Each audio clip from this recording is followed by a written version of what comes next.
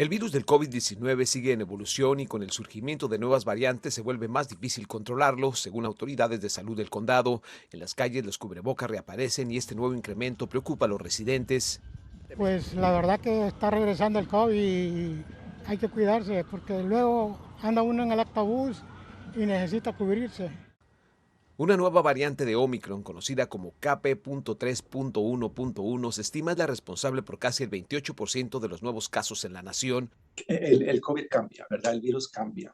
Y entre cambio, entonces, es cuando vemos estos brotes. La semana pasada reportamos un promedio de 484 casos de COVID diarios. Según los Centros para el Control y Prevención de Enfermedades, los CDC, los estados del sur y la costa oeste son los más perjudicados con este nuevo brote. En el condado Los Ángeles, en los últimos 3 meses, los casos han aumentado casi un 800%. A finales de abril, el número de contagios reportados diariamente era de 69. Al final de julio, era de 544. Porque la gente ya no nos estamos haciendo la prueba tan consistente y tampoco lo estamos reportando. Quiere decir que ese número puede ser mucho más grande de lo que estamos viendo. Según el doctor Shapiro, en este nuevo surgimiento de casos, los inmigrantes vuelven a ser uno de los grupos más vulnerables. Estamos haciendo transporte público, vivimos con nuestra familia en la casa. Esto potencializa cualquier tipo de infección. De acuerdo con autoridades de salud, se está trabajando en una nueva vacuna para combatir estas nuevas variantes que, según ellos, son más fuertes y difíciles de combatir. Se espera que esta vacuna salga al mercado a finales del mes de agosto o a principios de septiembre.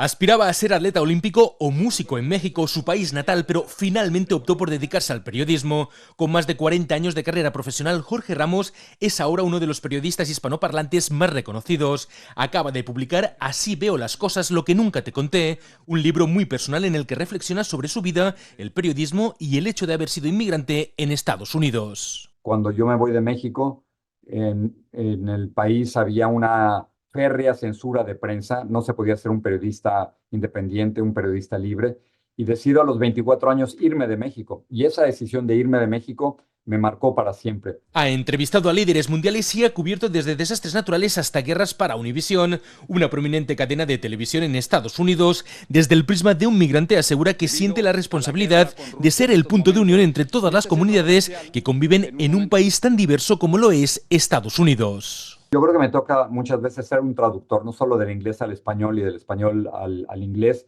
sino del mundo latino a los que no son latinos. Lamenta la situación que vive actualmente el periodismo por la crisis económica por la que atraviesan los medios y por las campañas de desinformación. Pese a todo, se muestra optimista. Yo creo que el periodismo es más importante que nunca. A sus 66 años no piensa en retirarse. De hecho, no cree que lo haga mientras pueda seguir informando sobre lo que ocurre en el mundo. Informa desde Miami Anthony Belchit de La Voz de América para Telearuba.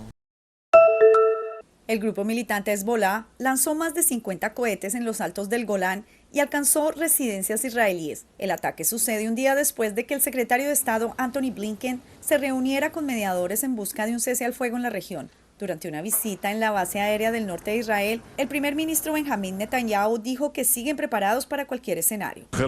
La Fuerza Aérea es nuestro puño de hierro que sabe cómo golpear el punto débil de nuestros enemigos. El personal de tierra, los pilotos y los comandantes aquí están haciendo un trabajo heroico. Lo demuestran una y otra vez y si tenemos que hacerlo, lo demostraremos una y otra vez. Hezbolá respondió después de 2 ataques en el Líbano, uno en el área de Sidón en la frontera con Israel, en el que murió un miembro de la fracción palestina Fatah, según la agencia Reuters, y otro en el valle de Bekaa, donde murió al menos un civil, según el ministro de Salud libanés.